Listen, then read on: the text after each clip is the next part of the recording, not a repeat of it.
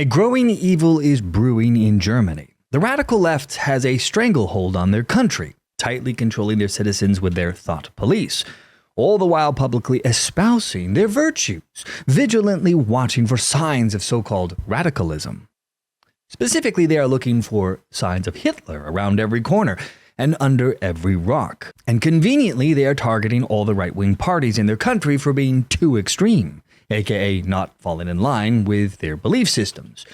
But in reality, these monsters that are now running Germany are the closest thing that the country has come to experiencing a fascist-style state since the end of World War II and or since perhaps the dismantling of the USSR. It's 6:01 on a Tuesday morning, and we were with state police as they raided this apartment in northwest Germany. What do you think their crime was? Inside, 6 armed officers searched a suspect's home, then seized his laptop and cell phone. Prosecutors say those electronics may have been used to commit a crime. The crime, posting a racist cartoon online. Well, at the exact same time across Germany, more than 50 similar raids played out. Part of what prosecutors say is a coordinated effort to curb online hate speech in Germany. Imagine living in a world like this, where you've got Nazi-esque people knocking down your doors because you're posting memes online. Now, here in the US, that is something that up until recently we wouldn't have even considered as a possibility. But ever since the pandemic, that has become ever more a reality. And so J.D. Vance had a shot to take Europe and Germany to task for this growing darkness within their country. Now, to many of us on the other side of the Atlantic, it looks more and more like old entrenched interests hiding behind ugly Soviet-era words like misinformation and disinformation, who simply don't like the idea that somebody with an alternative viewpoint might express a different opinion or, God forbid, vote a different way or, even worse, win an election. The threat that I worry the most about vis-a-vis Europe is not Russia, it's not China, it's not any other external actor. And what I worry about is the threat from within, the retreat of Europe from some of its most fundamental values, values shared with the United States of America. Now, I was struck that a former European Commissioner went on television recently and sounded delighted that the Romanian government had just annulled an entire election. He warned that if things don't go to plan, the very same thing could happen in Germany too. Now, these cavalier statements are shocking to American ears. For years, we've been told that everything we fund and support is in the name of our shared democratic values. Everything from our Ukraine policy to digital censorship is billed as a defense of democracy. And so J.D. Vance went on to excoriate these Western democracies for choking the life out of freedom of speech. Naturally, we had some strange people here in the U.S. trying to defend this. This is an exchange from CBS's Margaret Brennan with Marco Rubio trying to defend censoring of speech. Well, he was standing in a country where free speech was weaponized to conduct a genocide. And he met with the head of a political I don't think she knows what party she's talking about. that has far-right views and some historic ties to extreme groups. The context of that was changing the tone of it. And you know that the censorship was specifically about the right. No, I have to disagree with you. Free speech was not used to conduct a genocide. The genocide was conducted by an authoritarian Nazi regime that happened to also be genocidal because they hated Jews and they hated minorities and they hated those that they had a list of people they hated, but primarily the Jews. There was no free speech in Nazi Germany. There was none. There was also no opposition in Nazi Germany. They were a sole and only party that governed that country. So that's not an accurate reflection of history. And Marco Rubio is very, very right here. This stupid woman, Margaret Brennan, is either grossly misinformed or a blithering idiot. The claim that free speech was used to conduct a genocide by the Nazis is laughably 180 degrees out of phase. Nazi Germany was a totalitarian dictatorship that severely restricted free speech. In fact, one of the Nazis' first acts upon seizing power was to crush free speech. The Nazi regime actively suppressed dissenting voices and opposing political parties. They were the sole ruling party, eliminating all forms of opposition.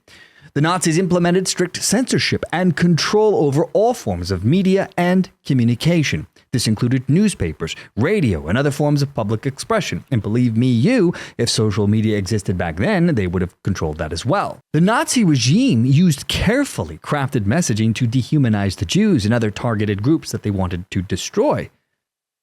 But this was done through controlled channels, never through free speech, never through open debate. There was no one to stand up and say, no, we shouldn't kill all the Jews. The authoritarian Nazi regime didn't have anyone to stand in their way.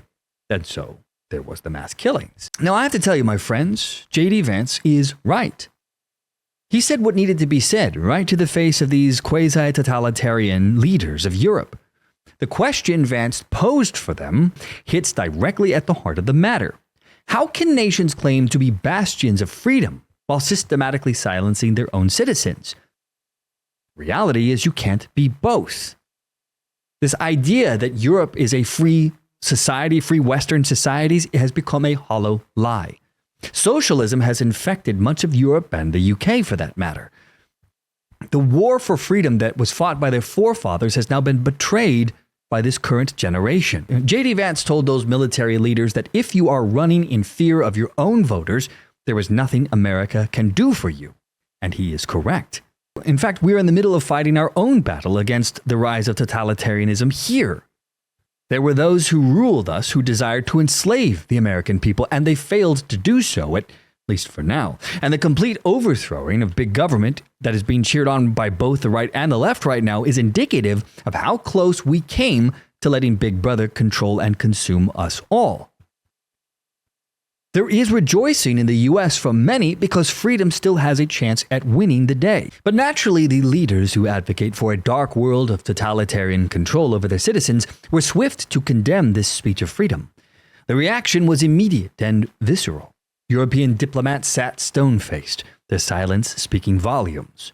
German Defense Minister Boris Pistorius declared that the remarks were not acceptable, while others whispered of insanity and worry. Vice President J.D. Vance's speech laid bare a growing ideological chasm between the United States and its European allies and friends. This is a chasm that, if left unrepaired, will inevitably divide us irreparably if there isn't a clawing back of the growing darkness that has become Europe and the UK. The EU has increasingly embraced censorship and speech restrictions, all in the name of combating disinformation.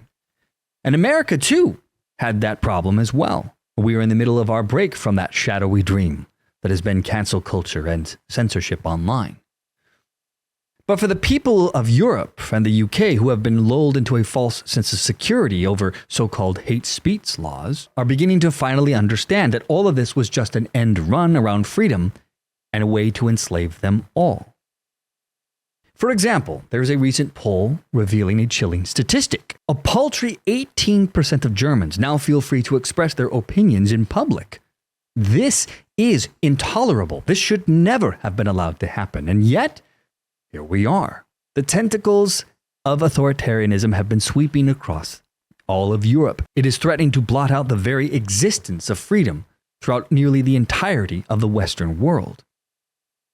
Vance's speech was more than a rebuke. It was a rallying cry. It was a reminder of the anti-communist speech that JFK made, his Ich bin ein Berliner speech, a proud affirmation of the values that once defined Western civilization. We now know that the modern left is just a version of socialism in disguise, and these people will do almost anything they can to silence their opposition. Europe has been under their thumb for quite a while, and up until recently, they've had an inexorable march towards turning their countries into something that it was never intended to be. But thanks to the botched pandemic response, the con has been revealed. People are beginning to wake up to the fact that they are in danger of living in totalitarian-style societies.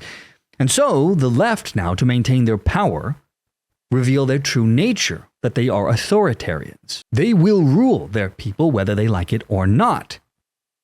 Which takes me then to this fascinating article.